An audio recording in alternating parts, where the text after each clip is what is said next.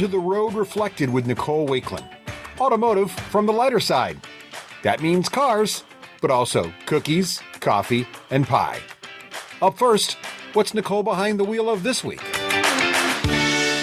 Okay, I'm doing a little different this week. I'm not talking about a car that I'm driving. I have a guest here, and we're going to talk about the stuff that she drives and the places that she goes and the things that she does. And I think at the very end, the donuts that she likes, but she can correct me if I'm wrong. I have Lara Newton, who is actually that Porsche girl. Welcome, Lara. Hi, how are you doing? So good. To How see are you you? today. Yeah, good to see you. She has, I have to tell you, the cutest little house, like her little studio house, like where she's at the top of this little roof recording. It's the most adorable little, cute little space I've ever seen anybody have. It's pretty plain, but it does in a pinch. It's we call cute. it the gentleman's lounge as a joke, but now it's the gentleman's lounge. We're just in my little A-frame. In your little A-frame. It's super cute. So first, I've never asked this. How did you come up with it? How every place on social media, you're that Porsche girl. How did that happen? Just every place. Well, there's probably some fake accounts too. It's so funny because when I started it, I just wanted to, I had a travel one and it's just so saturated. And so I kept posting cars and that doesn't have anything to do with travel. So really my passion was behind cars, and my boyfriend goes, you should just do something with Porsches and girl, and guys will follow it. I've said this on every podcast, but that's really how it came about.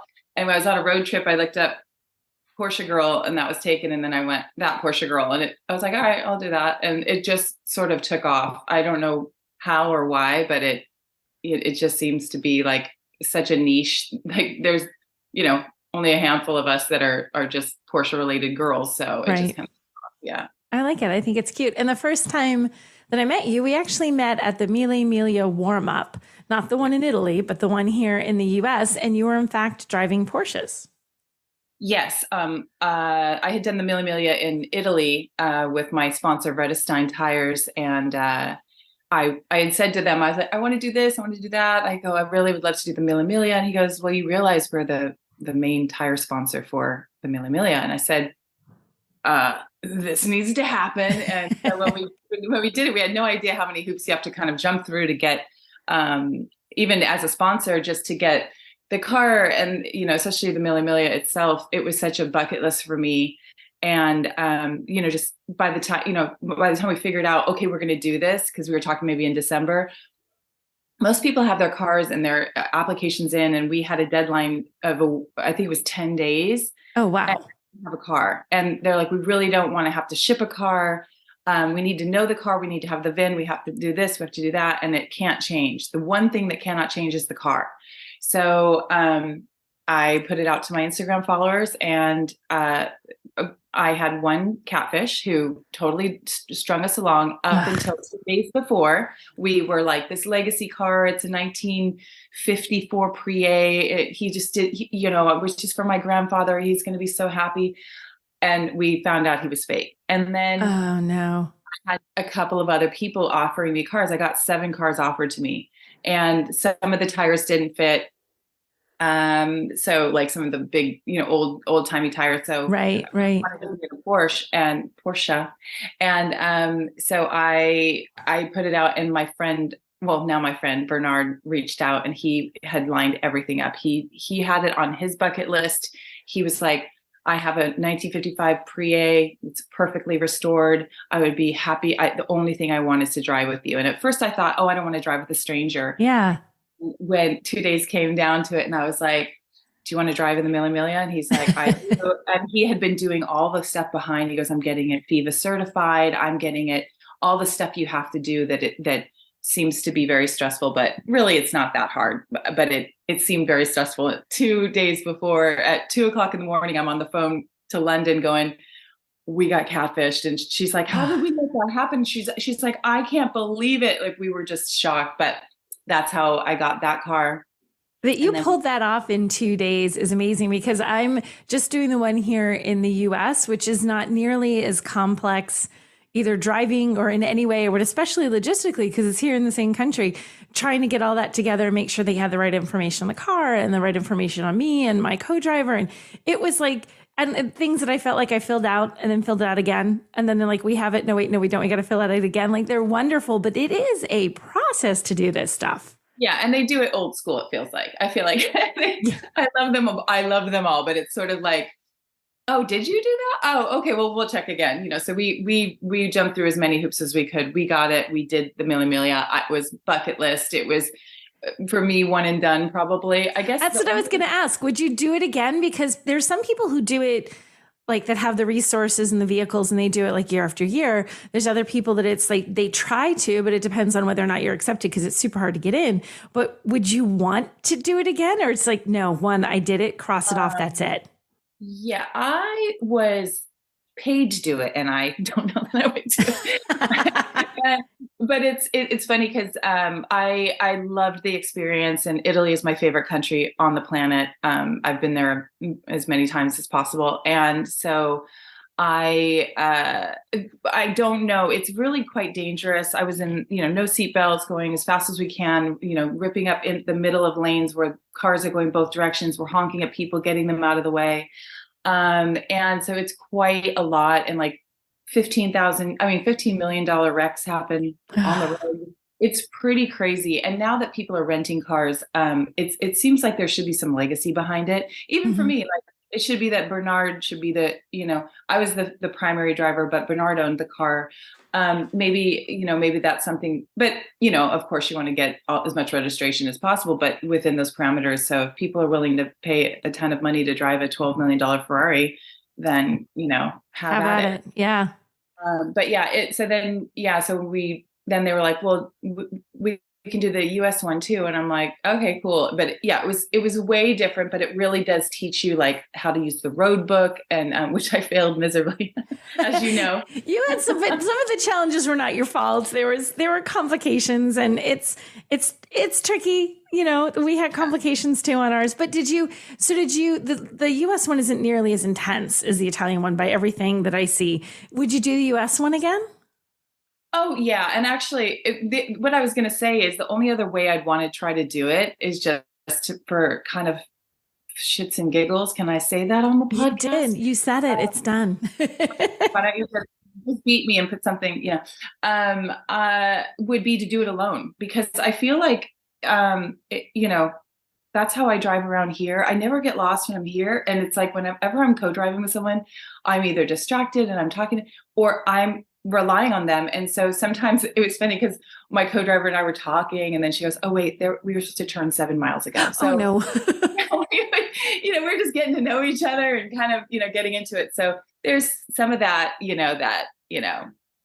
you think you could do it by yourself? Because like there's some of it where you're following the route book. We've all like followed a map or whatever to get where we're going. It's not as easy as a map because it's not clear that like way. You've got a box is like, right. Or red box. You're like looking for, a red building. You're like, is it a barn? Is it a mailbox? Is it a mall? What is the red box? Yeah. Cause so things are vague. Yeah. Like one tree. And then you're like, there's 2 million trees. Right. Is it the little tree or is it the big tree? Which tree do you think this tree represents? I don't know. Let's go with little tree. And you're wrong. It's the big tree. You need to go back and turn the other street. Yeah.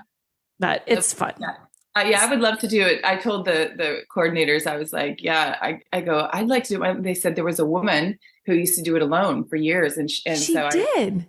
Yes. Yeah. And it was her thing. Like she did it alone. And I think it is long days, but you're kind of, it is nice having someone. I mean, it's 15 hours of driving. So, but there's something, I like driving the whole time. I mean, I drove a lot. We really split it up, but I think I drove a little bit more on some days. And then one day I just let him drive the entire day. Yeah. But then, just because he was having so much fun and, this was his true bucket list. So, I mean, I was over the moon, but he had been collecting these cars since childhood. And he was just like, even when they put the tag on the car that you're in the Millemiglia, he was like trembling, like he loved it. Aww, that's really sweet. By the way, I always forget to mention it, but he was wonderful. And his wife was with my boyfriend, like behind us co-driving, and they had a blast. So it was a really great great experience. It's really nice that it was a cool thing for you with your background, but also that it kind of gave him to do the opportunity with something like it gave him a bucket list thing too. It's like cool for both of you. Yeah. And it, you know, we have a friendship now. I mean, I went and stayed with them for 2 weeks in Switzerland before the race. And because I was like, I'll stay for a couple of days. And then they're like, oh, we have a lot of things. No, you got to stay. And I'm like, all right, I'll save the money. So, and they were so lovely. They were like family. We had family dinner every night and, you know, I'm doing the dishes. That is awesome. That's such a cool experience. I'm so glad that you both got to do that. Okay, hey everyone, if you like what you're hearing, then go ahead and hit that like button and subscribe either on YouTube or your favorite podcatcher. And make sure you leave us a review on iTunes, but only if you like us. If you don't like us, don't leave me a review. I don't want that one. So we're going to talk about something different. So we talked about the Millemiglia, which is really fun. But tomorrow, I think, if I'm right, you were leaving for another adventure. You were going to Pebble Beach, which is like the granddaddy of all car events. Yeah, it's the Kentucky Derby of car events. People wear hats and things. But, do you get all crazy dressed up? I am not a big dresser upper. Generally speaking, no, I'm not going to wear a what do you call it? A fascinator? What do they call this? Yes, I think that we call them fancy hats. In the UK, they call them a fascinator, and they like always wear them at weddings, and they look like giant cakes or ribbons or bows or whatever the heck. It would be really hard for me to do that, but it's my birthday on Wednesday, and I'm actually going with Haggerty, and they're doing the Motorlux party, which is like the kickoff party, and it's this giant party at the Monterey Jet Center. And so I'm wearing a red dress because it's my birthday. So that's really out of the box for me. So you could say that the party is really for Monterey and for all, but really they're just throwing a party for you. They're just throwing, I was going to say something like, oh my God, it's so nice of them to throw a party. But I was like, that seems so influencery. Like, wish me a happy birthday, everyone. It's my birthday. Please say happy birthday. That's really fun. So last year, this is the second year for you going to Pebble. You said you went last year too, right? The year before, last year I was in Italy for 100 days. So no, or in Europe, actually all around Europe for 100 days. Okay, so the year before. So I have never been to Pebble. It's something that I just haven't happened to have had the opportunity to do. What was it like the first time? Because everyone says that it's a lot of everything. What was your first impression? Well, I decided to go last minute last time. I was like, well, if I can get media passes, I'll go. And I was like, well, look at that. I got media passes. So I guess I'm going to go. And of course, there's no hotels, and Motel 6s are like $600 a night. So I was like, yeah, hard pass. You know, I wasn't being invited. And right. So I just kind of did it on my own. And then I went to, I went up with my friend. I said, let's just have a little vacation. We'll go to Santa Cruz. And, and it's like 50 minutes away. And we hung out and did our thing. And then I would just drive in, and second I got there, I went off to the Aston Martin reveal of the Valkyrie, and you know, so there was a lot of driving back and forth, but it was fine. I don't feel like, I think that the tip is, and no one probably does this, everyone rushes to the events like early in the morning. Yeah, that's the thing. You see people out there, and it's like it's not even sunny yet. Like you're just seeing little headlights from cars, and it's all misty, and like you can't even see anything yet. And they're exhausted by 1. So I'm kind of like show up late and then you pull right up. And I'm also, you know, you get your media passes, you get media parking, whatever. So I'm always working the system. It's like how I do at concerts trying to get backstage, you know? And everyone's so nice there because no one breaks the rules. I'm like, yeah, I need to park in here. And they're like, all right, okay. And they just do it. Yeah. So you just smile and ask real nice and they let you park there. If you're nice to people, you get away with a lot. So, and then, you know, I've met so many nice people already. Like I really got close to the Aston Martin team. Of all people, I'm in their tent. Valentine, she's the head of PR for them. Oh, she's wonderful. I know Valentine. She's fabulous.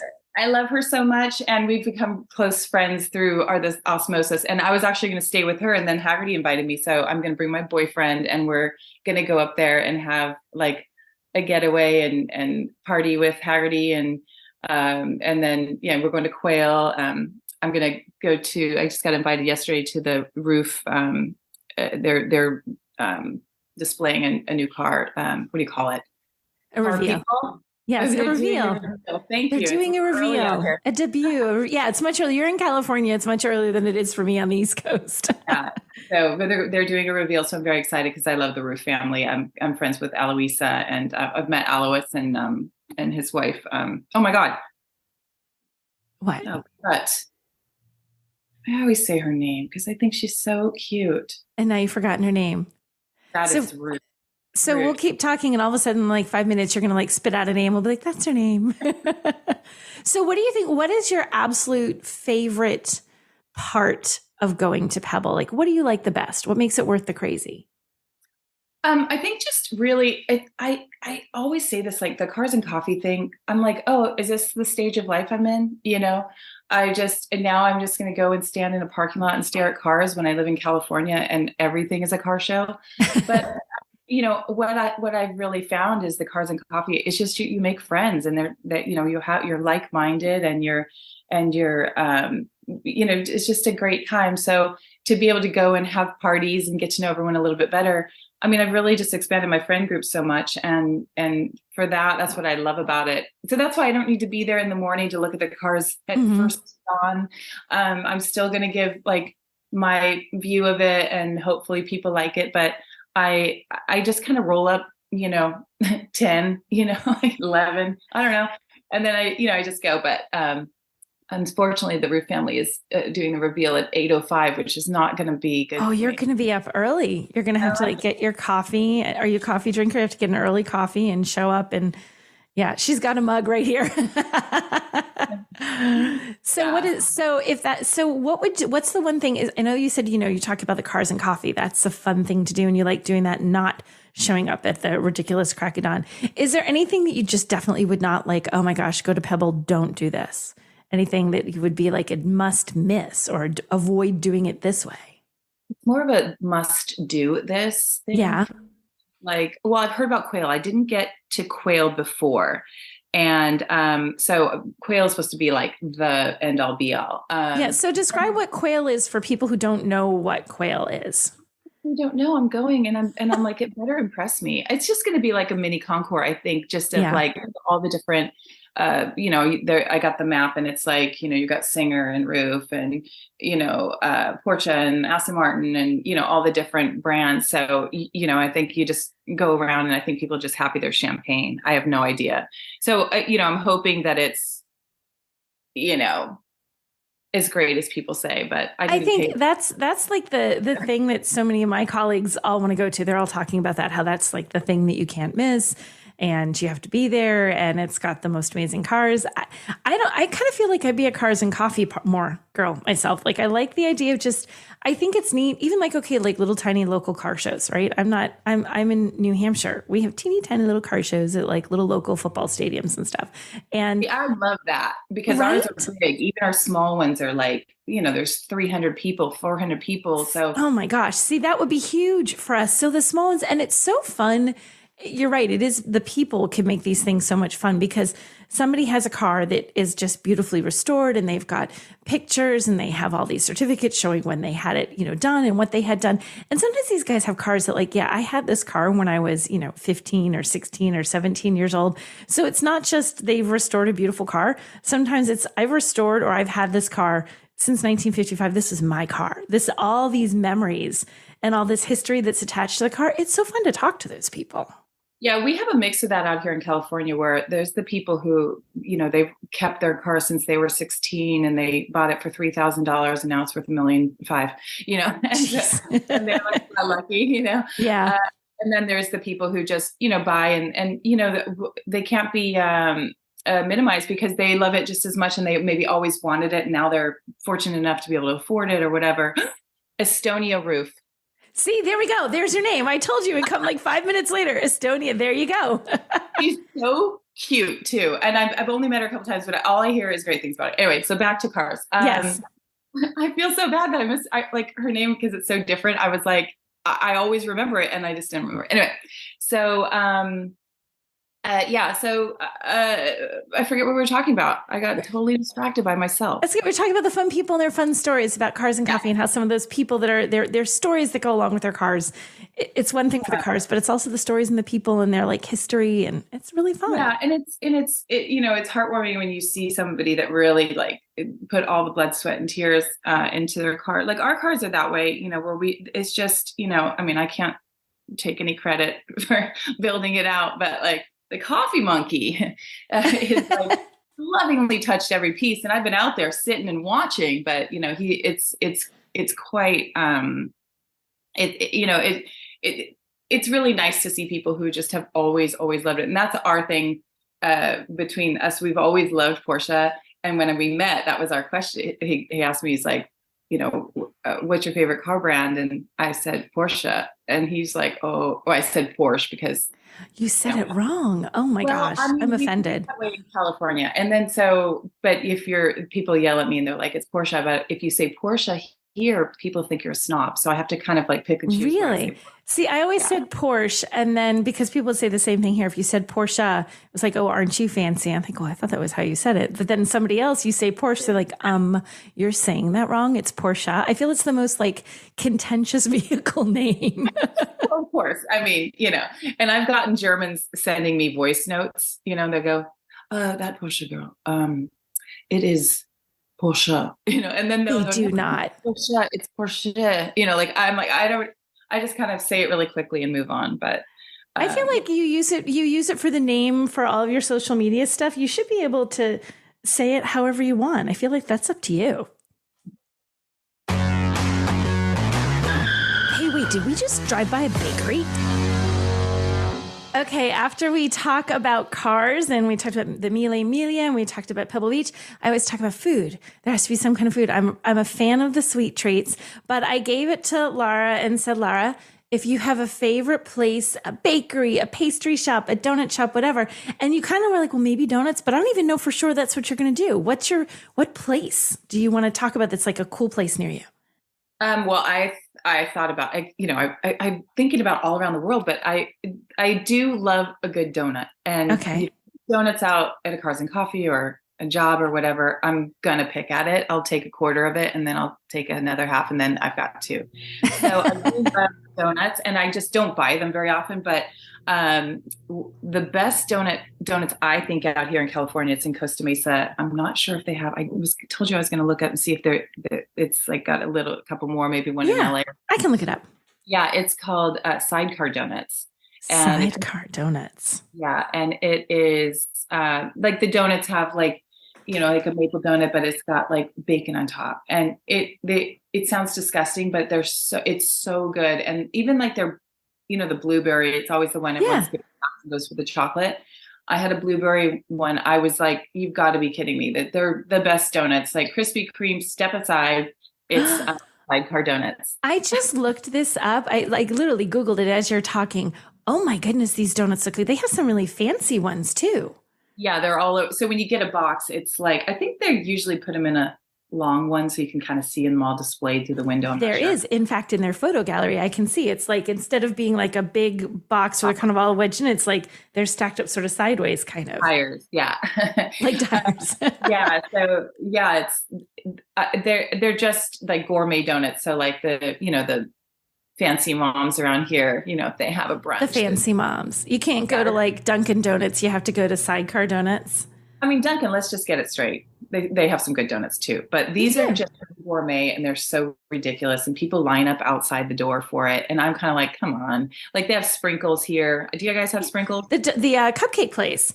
Yeah. Right? Yeah. We used lined up for a lever, but cupcakes are not my jam. Like, I used to love cupcakes. I've always loved cupcakes since I was a kid. Like, it was a big fad, but I always liked cupcakes because you were having a teeny tiny little bite of cake instead of like wanting to like lop off a quarter of a cake as a bite. You're like, it's just a cupcake. I can control myself. So I've always liked cupcakes. But no, we have sprinkles. I don't think we even have them anymore. I don't even know if there's one near us. They kind of like came and went as the cupcake fad kind of came and went. Yeah, that's what was so weird. I'm like, people are lining up. I wouldn't line up for Beyonce. I'm like, I don't understand the line. Again, even back to Pebble Beach, I don't understand the lineup. I'm kind of like, oh, when is everyone through the line? Okay, that's when I'm gonna show up. Like you don't need to be first. And if it's something, would you wait in line for any food? Is there like you would nothing? No, nothing could make you wait in line. I have an aversion to lines to the point of like, I mean, I could fly across the country to go see something, and if there's a line, I'd be like, I'll Changed your mind. Yeah, no, I'm not in. I feel like I'm in steerage or something. Like I'm in, I'm like steerage. I do say this like with all truth. I say sometimes, I mean, maybe I was like a princess in another life, because there's certain things I'm like, why would I stand in line? This is crazy. And it makes me like mad. I do not like it at all. I don't like class systems like that. It's just, unless I'm in the upper class. I was going to say, if you were in the front of the line, if it was just like, here, there's this little section, Lara, come right here in the front, then you'd be like, yeah, I'm all in. Let them eat cake, Let them eat cake.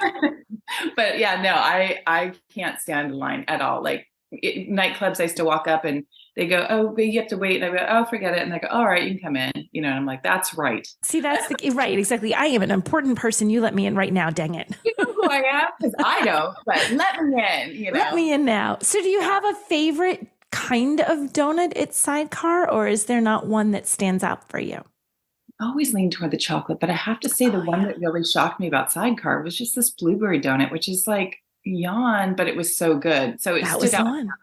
Sometimes it's the simple stuff. Like there's some really fancy looking crazy donuts on this site as I'm looking at it, but sometimes it's a simple donut. So my favorite kind of donut is just like chocolate, not with the icing, but the one that's like a chocolate cake donut with the clear glaze on top of it. It's the most basic of donuts, and I love that. We have a donut place near us. It's called Cane's Donuts. If you're ever in Boston, and they have amazing donuts, and they're huge. But they also have. I made this mistake. So I heard about them, right? And I heard, okay, you got to go to this donut place. Fine. I'll drive down there on a Sunday morning. And they have coffee rolls.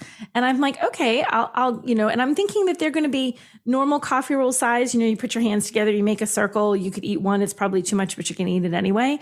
So I ordered 4, which was one for me and my husband and my 2 kids. And I got there and they handed me, because I ordered these, and they hand me what looks like 4 cake boxes. And I'm like, oh, I'm like, I think you have the wrong order. And they're like, no, Nicole Wakeland for coffee rolls. Yeah, these are them. I'm like, are you kidding? They literally are the size of a dinner plate. And you're like, it's $98. Thanks for I'm like, how much did I say? I'm like, do I need to get all 4? Because I will. But he's like, no, do you just need one? I'm like, yeah, one will do it. Thank you very much. They're huge. Why do not call it a roll? I know. Why don't you not call it a roll? So those of us who didn't look at the picture or who didn't catch the scale from the picture realize I'm ordering like a cinnamon roll cake that could feed like 8 people on Easter or something. Yeah. So yeah. So that's my favorite, but my favorite donut is a really basic donut. Oh, they do one that's a creme brulee. Have you ever had creme brulee? Somewhere along the way you must have. Oh yeah, creme brulee, of course. They have a creme brulee donut that they fill with like the filling, and then they put the stuff on top and they torch it. So it's like this hard, crunchy shell on the top of the donut. Mm. I did have one more I thought of, and it was in this morning. That's why I forgot about it. At Medeo, it's a restaurant here. It's kind of fancy schmancy, but it wasn't back in the day when I used to go. They have tiramisu, and it's proper. They're like real Italians. It's called Madeo. It's in Los Angeles. It's where all the celebrities go now, but it used to not be to go. It was just like, we just knew them really well and went and ate there, and it's pretty fancy schmancy now. But is it now you'd have to wait in line so you wouldn't go now? Is that what's happened? I would only go to those places like when it was, especially in LA, like if it's that kind of place, people, you can eat at 5:30 or 9:30 and that's it. Yeah. So, and I would always just make sure I got to know the people, because if you don't, you're just never going to eat in Los Angeles. So you get to know everybody. Yeah. Yeah. So now I have on my list a donut place and a fancy schmancy place to try to sneak into to get tiramisu when I'm in your neck of the woods instead of on the East Coast. Yeah. That's such a good one. And it doesn't have the liqueur in it. So I don't know were in it. And my friend, she frequented there, and her husband was like a big, always eating there. They were a young couple, but they had a ton of money. And so he would order up, and before Uber Eats, he would order it and get the taxi would bring it to us. Then we get pizzas and stuff like that. Nice. And so we asked for the tiramisu recipe, and we made it, and it was delicious. Did it come out like they did it? Because sometimes you get a recipe from a restaurant, it's hard to duplicate. You did it? She's quite a cook. So, and she was young too. We were like in our early 20s, and she's like, she got all like everything perfect. She's like, I need exactly the numbers. I need to know exactly. And we did it, and it was pretty delicious. That sounds amazing. Well, Lara, thank you so much for coming and chatting with me about all the wonderful things that you're up to. Tell everybody where they can find you if they're looking to find what you do. Mostly Instagram. So it's at that Porsche Girl on Instagram, and actually I have a video coming out on Porsche's YouTube coming out in I think a week or two. So check out that, and don't find me otherwise. Just don't come and find me. Thank you so much.